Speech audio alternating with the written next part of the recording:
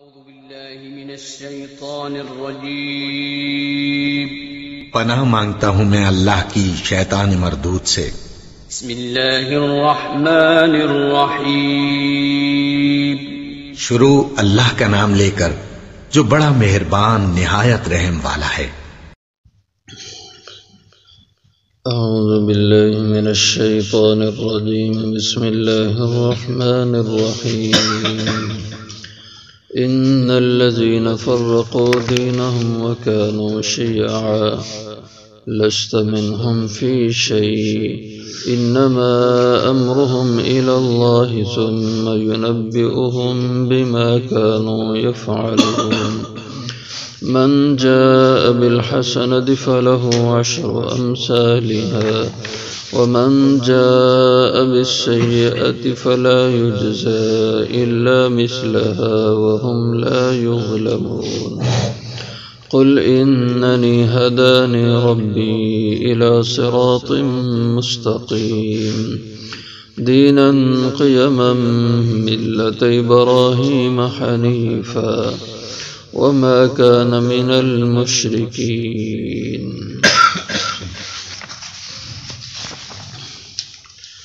ان الذين فرقوا دينهم بے شک وہ لوگ جنہوں نے فرقے ڈال دیے اپنے دین میں، وَكَانُوا شِيَعًا اور ہو گئے وہ گروہ، لست منہم فی شیء آپ کا ان سے کوئی تعلق نہیں، انما امرہم الی اللہ بے شک ان کا معاملہ اللہ کے سپرد ہے، ثم ینبئہم پھر وہ اللہ انہیں بتلائے گا بما کانوا یفعلون جو کچھ وہ دنیا میں کرتے رہے، من جاء بالحسنۃ جو شخص کوئی بھی ایک نیکی لے کے آیا، فلہ 10 امثالها پس اس کو اس کا بدلہ اس جیسی 10 نیکیوں سے دیا جائے گا، ومن جاء بالسیئۃ اور جو ایک بدی اور گناہ لے کر آیا، فلا یجزا پس اس کو نہیں بدلہ دیا جائے گا، الا مثلها مگر اسی کے برابر، وہم لا یظلمون اور وہ زیادتی ظلم نہیں کیے جائیں گے۔ قل کہہ دیجئے اننی ہدانی ربی بے شک میرے رب نے مجھے ہدایت دی، رہنمائی کی میری، الی صراط مستقیم سیدھے راستے کی طرف، دینا قیما جو دین مستحکم دین ہے، ملت ابراہیم جو حضرت ابراہیم علیہ السلام کا دین ہے، حنیفہ جو ابراہیم علیہ السلام یکسو ہونے والے تھے، وما کان من المشرکین اور نہیں تھے وہ شرک کرنے والوں میں سے۔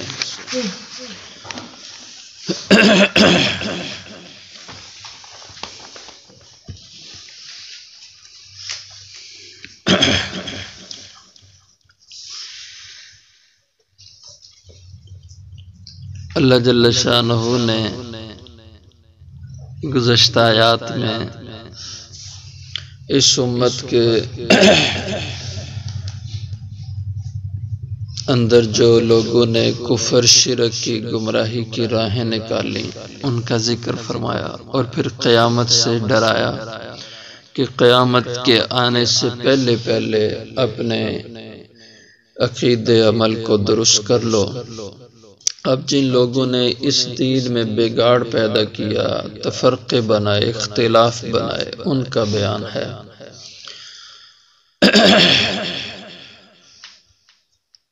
اور حضور اکرم سرور دو عالم صلی اللہ علیہ وسلم کے اس بارے میں ارشادات ہیں۔ آپ صلی اللہ علیہ وسلم کے ان ارشادات کا مفہوم یہ ہے کہ یہودیوں نے 71 فرقے آپس میں بنا ڈالے اور عیسائیوں نے 72 فرقے بنا ڈالے، اور فرمایا میری امت 73 فرقے بنا لے گی،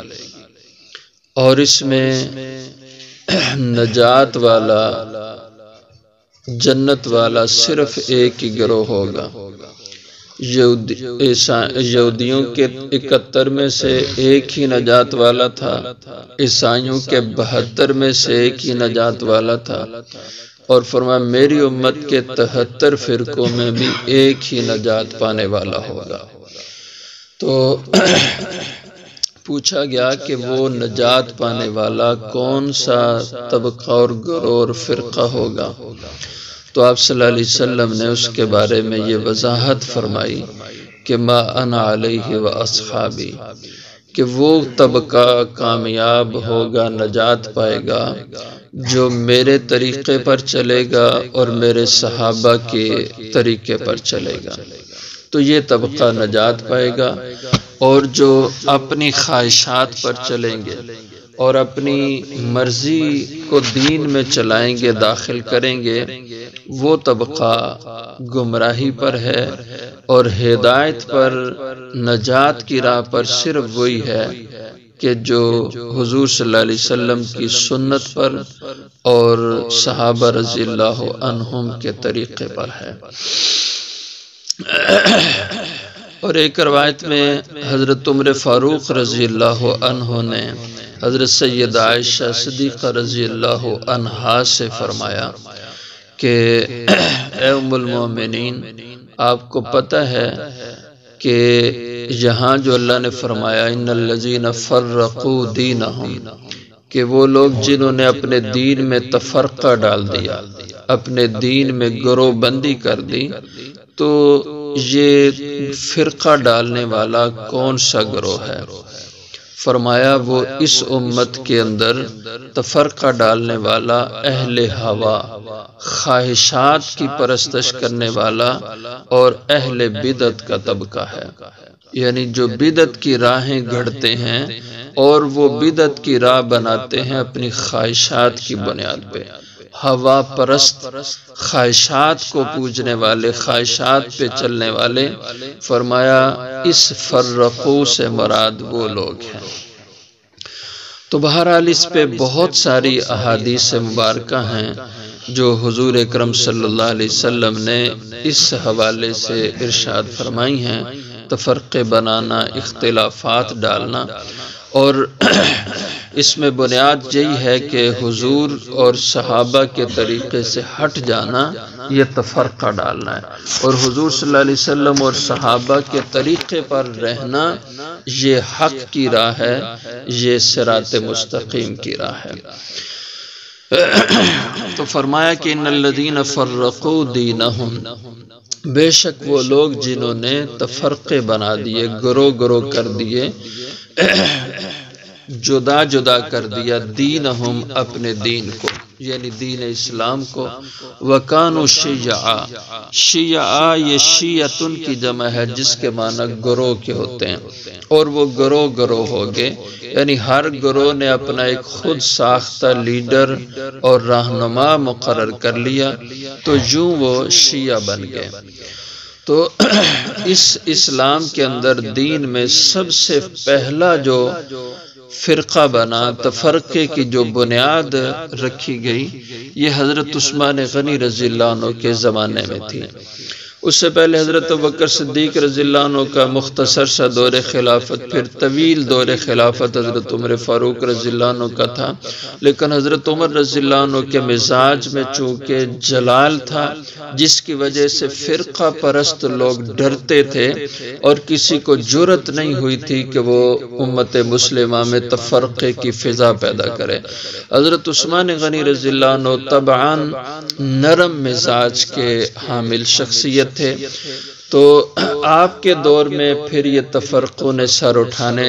شروع کر دیے، اور اس میں بنیاد باندھی تھی ایک شخص تھا جس کا نام عبداللہ ابن سبا تھا۔ یہ حقیقتاً یہودی تھا، یہ یمن کے علاقوں میں یہ شخص رہتا تھا، لیکن یہ شخص اپنے آپ کو مسلمان ظاہر کرنے لگا اور منافقت اس نے اختیار کی اور مسلمان ہوا، اور مسلمان بن کر کے یہ مسلمانوں میں اس نے تفرقے کی بنیاد رکھی، اور یہی وہ شخص ہے جس نے حضرت عثمان غنی رضی اللہ عنہ کے خلاف بغض کی فضا پیدا کی، یہ شام کے علاقوں میں بھی گیا، یہ عرب کے علاقوں میں بھی گیا اس فتنے کو ہوا دینے کے لیے، لیکن لوگوں نے اس کی کوئی بات نہیں سنی۔ پھر کوفہ اور بصرہ کے علاقوں میں گیا تو وہاں کے لوگوں نے اس کی بات کو پذیرائی دی، اور اس نے وہاں کوفہ اور بصرہ کے علاقوں میں اس فرقے کی بنیاد ڈالی، حضرت عثمان غنی رضی اللہ عنہ کے خلاف جھوٹا پراپیگنڈا کیا، ان کے خلاف غلط باتوں کو منسوب کیا، اور اس کے ساتھ اور بھی کئی لوگ شامل تھے۔ حشام ابن سالم ایک شخص کا نام تھا، حشام ابن حکم، زید ابن جہیم الہلالی، اس قسم کے اس کا ایک گروہ بن گیا جنہوں نے اس طرح حضرت عثمان کی نرم مزاجی سے غلط فائدہ اٹھایا اور ان کے خلاف ایک بغاوت کی فضا پیدا کی، اور یوں اس تفرقے کی بنیاد اس عبداللہ ابن سبا نے رکھی۔ اور پھر حضرت عثمان غنی رضی اللہ عنہ کی شہادت اسی طبقے کے ہاتھوں سے مدینہ منورہ میں ہو گئی، اور اس کے بعد پھر یہ حضرات صحابہ رضی اللہ عنہ کے مزید کے خلاف بوس کی فضا پیدا ہوئی، اور یوں ایک مستقل یہ فرقہ اور گروہ بنا جنہوں نے اپنا نام شیعان علی رکھا کہ حضرت علی رضی اللہ عنہ کے شیعہ، اہل بیت کے شیعہ۔ شیعہ کا لفظ انہوں نے خود اپنے لیے گھڑا تھا، اور شاید اللہ جل شانہ نے اسی کی طرف یہ اشارہ کر دیا وَكَانُوا شِيَعًا، کہ جو اس دین اسلام میں تفرقہ ڈالیں گے یہ شیعہ ہو جائیں گے۔ یہ بعض جو ہے نا تکوینی امور ہوتے ہیں، ان تکوینی امور کے تحت ایسی چیزیں ظاہر، لیکن اصل اس کے معنی گروہ کے ہوتے ہیں، شیعہ کے۔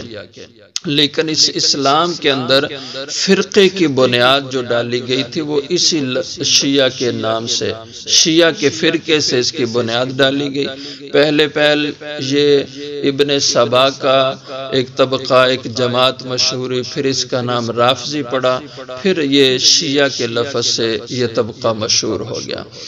اور اس کے بارے میں حضور اکرم صلی اللہ علیہ وسلم نے نشاندہی بھی فرمائی تھی۔ ایک روایت میں آتا ہے، حضرت علی رضی اللہ عنہ کا خود اپنا ارشاد ہے، یہ مسند احمد میں اس کو نقل کیا گیا کہ حضرت علی رضی اللہ عنہ فرماتے ہیں کہ حضور صلی اللہ علیہ وسلم نے مجھ سے ایک دفعہ عرض کیا، فرمایا کہ اے علی تیری مثال حضرت عیسیٰ علیہ السلام جیسی ہے۔ جیسے عیسیٰ علیہ السلام کے بارے میں دو گروہ ہوئے، یہودیوں نے حضرت عیسیٰ علیہ السلام کی توہین اور بے ادبی کی اور حضرت عیسیٰ پہ الزام اور تہمت لگائی، یہاں تک کہ نعوذ باللہ ان کو مرتد کہہ دیا۔ اور دوسرا طبقہ حضرت عیسیٰ علیہ السلام سے محبت کرنے والا ہوا، لیکن وہ محبت میں اس قدر حد سے بڑھ گیا، انہوں نے عیسیٰ علیہ السلام کو خدا کا بیٹا بنا دیا، خدا بنا دیا۔ تو حضور نے فرمایا کہ علی تیرے بارے میں بھی اسی طرح دو گروہ ہوں گے، ایک گروہ تیری شان اور تیرے مرتبے کو گھٹائے گا، اور دوسرا گروہ تیری محبت میں اس قدر حد سے بڑھ جائے گا کہ وہ گمراہی کی راہ پہ چل پڑے گا۔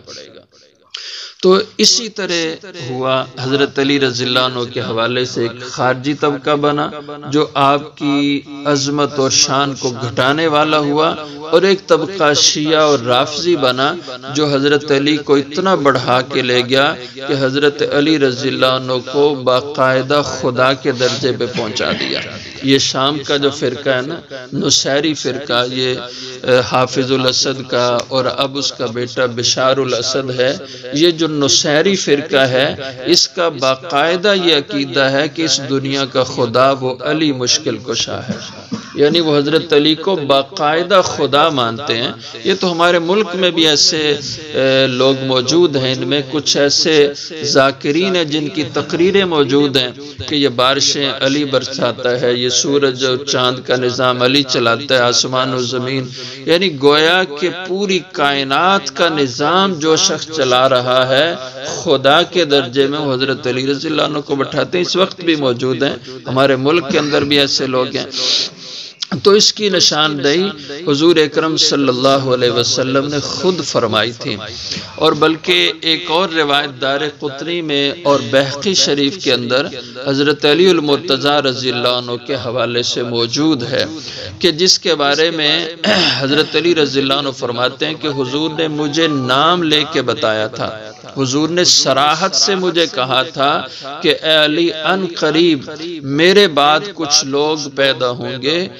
جن کو رافضی کہا جائے گا، یعنی حضور نے اتنی صراحت فرمائی تھی اور فرمایا تھا علی اگر تم ان کو پاؤ تو دیکھنا وہ زندہ رہنے کے قابل لوگ نہیں ہوں گے، وہ اس قدر تفرقہ باز لوگ ہوں گے۔ تو حضرت علی فرماتے ہیں میں نے عرض کیا یا رسول اللہ صلی اللہ علیہ وسلم ان کی شناخت کیا ہوگی؟ تو حضور نے فرمایا کہ علی وہ تیری صفتیں حد سے زیادہ بیان کریں گے اور تجھے حد سے زیادہ مرتبے اور مقام پہ پہنچائیں گے، اور تمہارے سلف پر وہ لوگ تنقید کریں گے،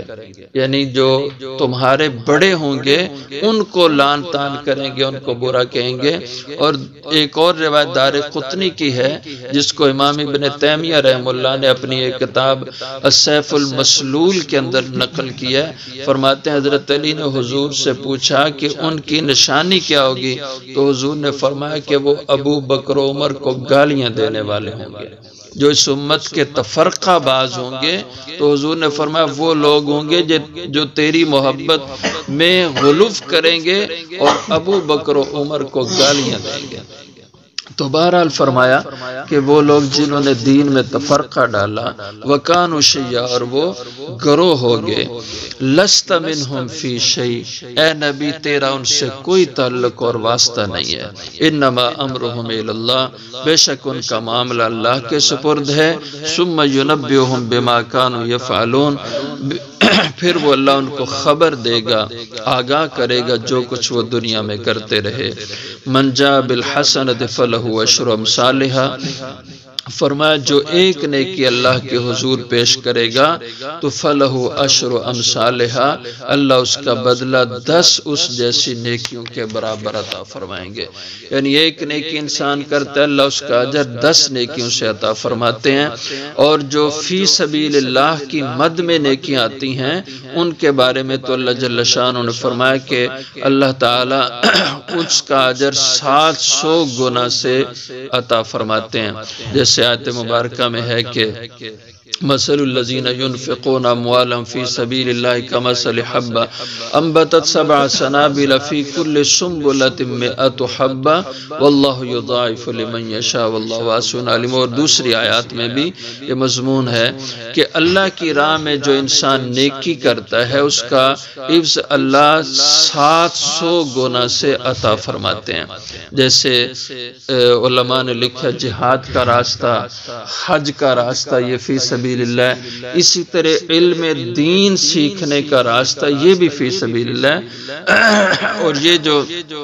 آپ حضرات صبح گھر سے نکلے اور نیت یہ تھی کہ جا کے قرآن پاک کو سیکھیں گے، قرآن پاک کی کوئی آیت کا مفہوم سمجھیں گے، یہ بھی دین کا علم سیکھنے کے لیے قدم اٹھے تو اس قدم پہ بھی ہر قدم پہ اللہ 700 گنا نیکی عطا فرماتے ہیں۔ علم دین کے حصول یہ بھی فی سبیل اللہ میں ہے۔ اور فرمایا ومن جاء بالسیئۃ، جو کوئی برائی اور گناہ ایک کرے گا فلا یجزا الا مثلہ، تو اس کا ایک ہی لکھا جائے گا۔ یہ اللہ کی خاص رحمت اس امت پہ، نیکی کرے تو 10 لکھیاں جاتی ہیں اور یہاں تک کہ 700 گناہ لکھی گئی، لیکن گناہ کرے تو صرف ایک ہی گناہ، وہم لا یظلمون، اور ان پہ ظلم اور زیادتی نہیں کی جائے گی۔ قل اننی ہدانی ربی، کہہ دیجئے بے شک میری رہنمائی کی میرے رب نے الی صراط مستقیم، سیدھی راہ کی، جس صراط مستقیم کی پہلے تفصیل بیان ہو چکی ہے کہ یہ چیزیں اللہ نے منع کی ہیں کہ شرک نہ کرو، ماں باپ کی نافرمانی نہ کرو وغیرہ وغیرہ، پچھلے رکوع میں وہ سارا صراط مستقیم ہے۔ یہ اللہ کی طرف سے اس کی رہنمائی کی گئی، دیناً قیما، جو مضبوط اور مستحکم دین ہے، اور وہ دین کیا ہے؟ ملت ابراہیم، حضرت ابراہیم علیہ السلام کا دین، آپ کا طریقہ، حنیفہ جو آپ یکسو ہونے والے تھے، وما وما کان من المشرکین، اور شرک کرنے والے نہیں تھے، کبھی اس در پہ جھکیں کبھی اس در پہ نہیں، بالکل آپ کا طریقہ یکسوئی ایک اللہ وحدہ لا شریک کی طرف متوجہ ہو کے رہنے والا تھا۔ اور ما کان ابراہیم یہودیا ولا نصرانیا، یہودی کہتے ابراہیم ہمارے تھے، عیسائی کہتے ابراہیم ہمارے تھے، اور مشرک کہتے ابراہیم ہمارے تھے، تو اللہ نے فرمایا نہیں، وہ تو حنیفاً یکسو ہونے والے، ان کی زندگیوں میں شرک نہیں تھا، اور تم شرک کی راہیں پھیلا رہے ہو، اس لیے وما کان من المشرکین، وہ توحید پہ چلنے والے تھے، شرک کرنے والوں میں سے نہیں تھے۔